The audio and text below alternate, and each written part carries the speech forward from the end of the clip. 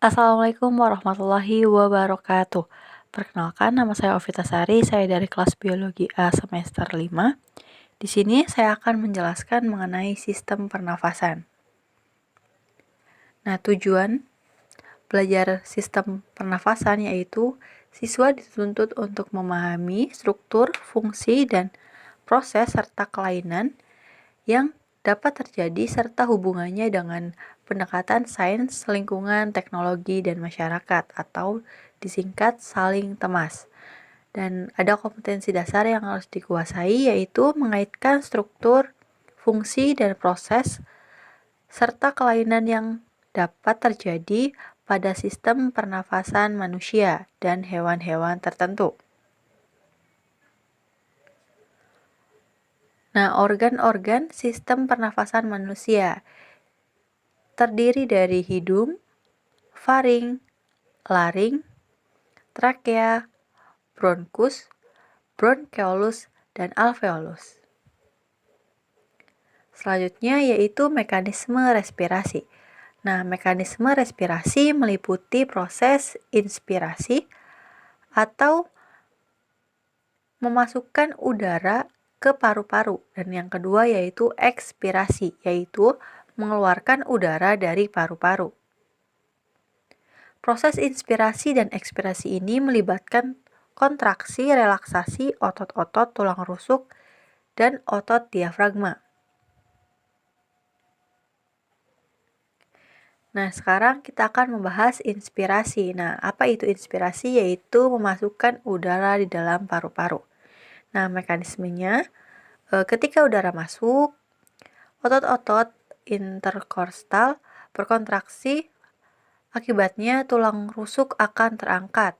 Kemudian, kontraksi otot interkostal diikuti dengan kontraksi otot diafragma yang mengakibatkan kontraksi kedua otot ini di rongga dada menjadi membesar. Nah, rongga dada yang bertambah besar menyebabkan tekanan di dalam paru-paru itu menjadi kecil dan akibatnya udara masuk ke dalam paru-paru. Selanjutnya yaitu ekspirasi, yaitu pengeluaran udara dari dalam paru-paru. Nah, mekanismenya otot-otot interkostal berelaksasi akibat dari tulang rusuk yang turun. Nah, relaksasi otot interkostal diikuti oleh relaksasinya otot diafragma.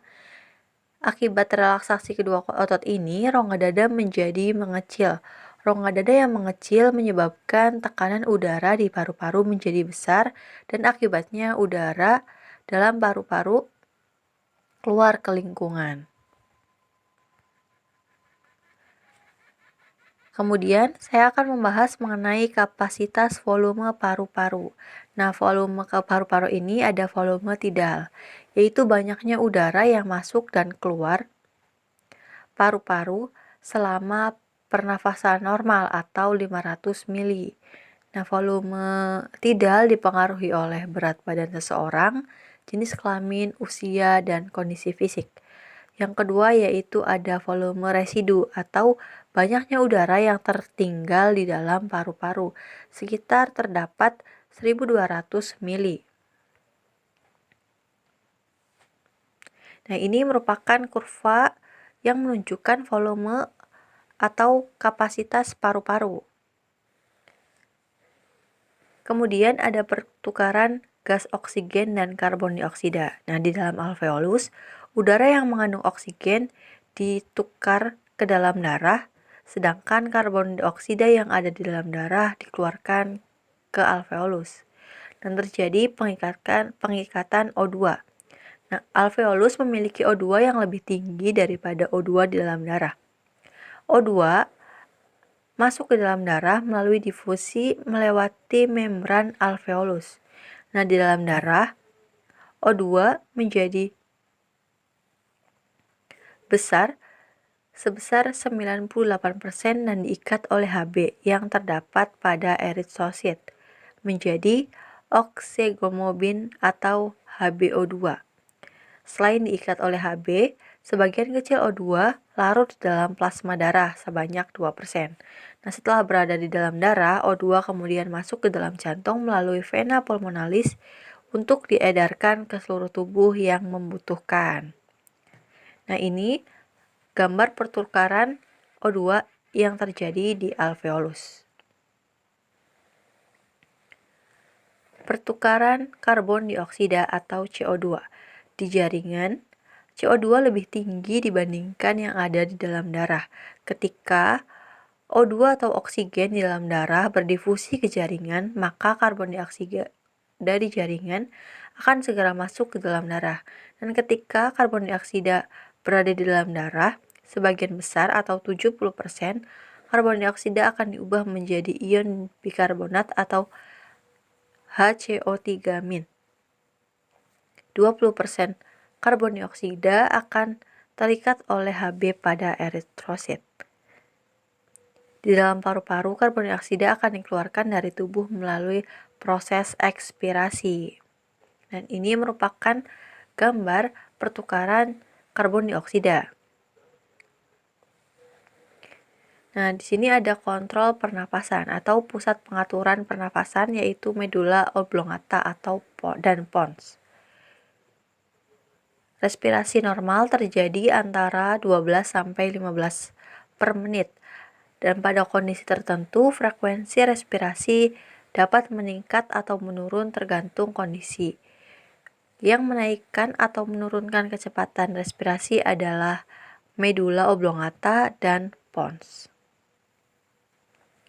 Nah, di sini kita akan membahas mengenai kelainan atau penyakit pada sistem respirasi.